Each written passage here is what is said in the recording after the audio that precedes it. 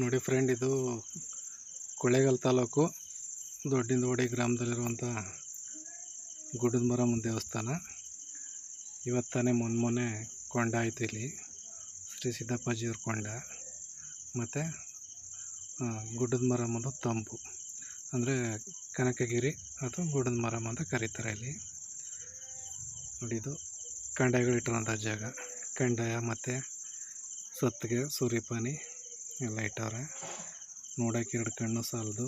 ತುಂಬ ಚೆನ್ನಾಗಿ ಅಲಂಕಾರ ಮಾಡಿ ಚೆನ್ನಾಗಿ ಹಬ್ಬನ ವಿಜೃಂಭಣೆಯನ್ನು ಮಾಡ್ತಾವ್ರೆ ಫ್ರೆಂಡ್ಸ್.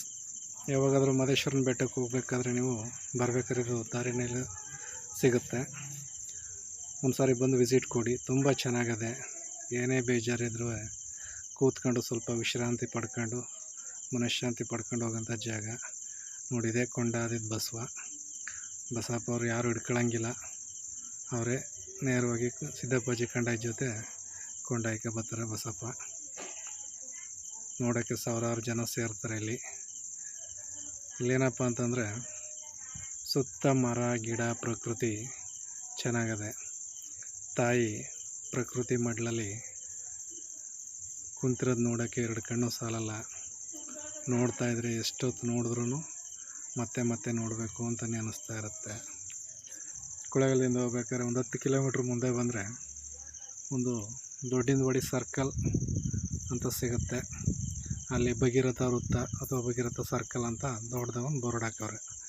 ಅಲ್ಲಿಂದ ಒಂಚೂರು ರೈಟಿಗೆ ತಗೊಂಡ್ರೆ ಏನೊಂದು 100 ಮೀಟ್ರ್ ಇರ್ಬೋದು ಅಷ್ಟೆ. ಅಲ್ಲಿ ದೇವಸ್ಥಾನ ಇದೆ. ಅಲ್ಲಿ ಬಂದರೆ ತುಂಬ ಅಂದರೆ ತುಂಬಾ ಚೆನ್ನಾಗಿದೆ.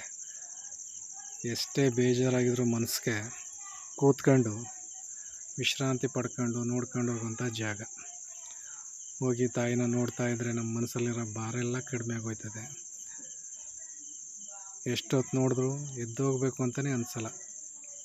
ಅಲಂಕಾರ ಮಾಡಿರೋ ರೀತಿ ಆಗ್ಬೋದು ಅಥವಾ ಸುತ್ತ ಇರುವ ಮರ ಗಿಡ ಆಗ್ಬೋದು, ಪ್ರತಿಯೊಂದನ್ನು ನೋಡ್ತಾರೆ. ಇನ್ನೂ ನೋಡಬೇಕು, ಮತ್ತೆ ಬರಬೇಕು ಅಂತಲೇ ಅನಿಸುತ್ತೆ.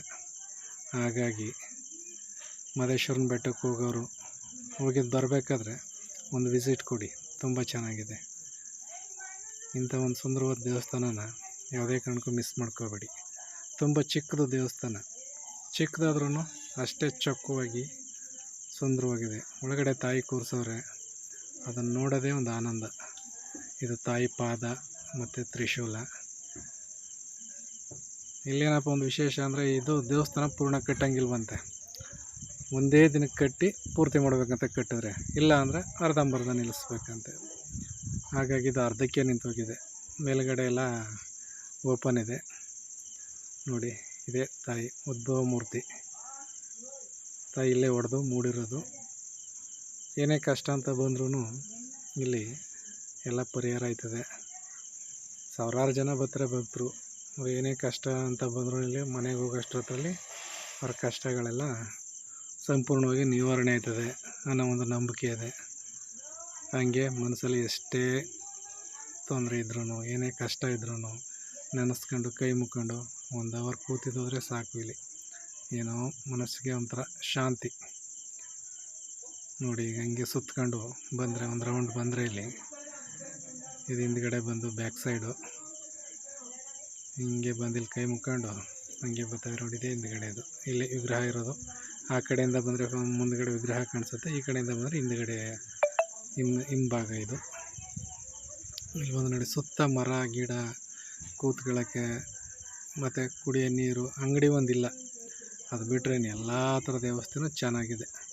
ಪ್ರಕೃತಿ ಮಡ್ಲಲ್ಲಿ ತಾಯಿ ಭಾಳ ಚೆನ್ನಾಗಿ ಕೂತವಳೆ. ಅದನ್ನು ನೋಡ್ತಾಯಿದ್ರೆ ನೋಡೋದೇ ಒಂದು ಆನಂದ.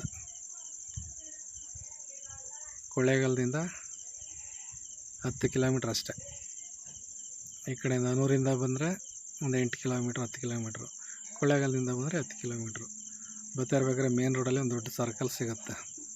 ಆ ಸರ್ಕಲಲ್ಲಿ ಕೊಳ್ಳೇಗಾಲದಿಂದ ಬರೋರಿಗೆ ರೈಟು, ಬೆಟ್ಟದಿಂದ ಬರೋರಿಗೆ ಲೆಫ್ಟು.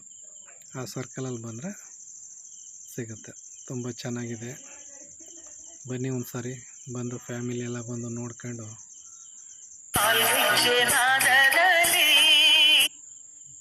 ತಾಯಿನ ಕಣ್ಣು ತುಂಬ್ಕೊಂಡು ನೋಡ್ಕೊಂಡು ಆನಂದ ಪಡ್ಕೊಂಡು ಹೋಗಿ. ಮತ್ತು ನಿಮ್ಮ ಫ್ರೆಂಡ್ಸ್ಗಳಿಗೂ ಹೇಳಿ ಬಂದು ನೋಡಲಿ, ತುಂಬ ಚೆನ್ನಾಗಿರೋದ್ರಿಂದ ಒಳ್ಳೆಯ ಜಾಗ. ತಾಯಿನ ನೋಡಿ ಇನ್ನೊಂದು ಸರಿ ತಾಯಿ ನೋಡ್ಕೊಂಡು ಕೈ ಮುಕ್ಕೊಂಡು ತಾಯಿ ಆಶೀರ್ವಾದ ಪಡ್ಕೊಳ್ಳೋ. ಎಷ್ಟೊತ್ತು ನೋಡಿದ್ರೂ ಬೇಡ ಅನಿಸಲ್ಲ. ನೋಡಬೇಕು ಅಂತ ಯಾವಾಗಲೂ ಅಲ್ಲೇ ಕೂತ್ಕೋಬೇಕು ಅನಿಸುತ್ತೆ ತಾಯಿನ ನೋಡ್ತಾ ಇದ್ದರೆ. ಹಾಗಾಗಿ ಬಂದು ತಾಯಿ ಆಶೀರ್ವಾದ ಪಡ್ಕೊಂಡು ಹೋಗಿ ಅಂತ ಹೇಳ್ತಾಯಿದ್ದೀನಿ. ಚಾಮರಾಜನಗರ ಜಿಲ್ಲೆ ಕೊಳ್ಳೇಗಾಲ ತಾಲೂಕು ದೊಡ್ಡಿನವಾಡಿ ಗ್ರಾಮ. ಕೊಳ್ಳೇಗಾಲದಿಂದ ಬರೀ 10 ಕಿಲೋಮೀಟ್ರ್ ಆಗುತ್ತೆ ನೋಡಿ. ತುಂಬಾ ಚೆನ್ನಾಗಿದೆ.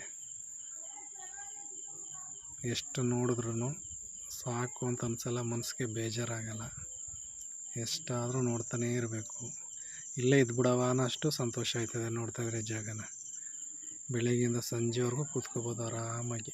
ಮರ ಗಿಡ ಕೂತ್ಕೊಳ್ಳೋ ಜಾಗ ಎಲ್ಲ ಪ್ರತಿಯೊಂದು ಚೆನ್ನಾಗಿದೆ. ಆದರೆ ಹೋಟ್ಲು ಅಂಗಡಿ ಮಾತ್ರ ಇಲ್ಲ.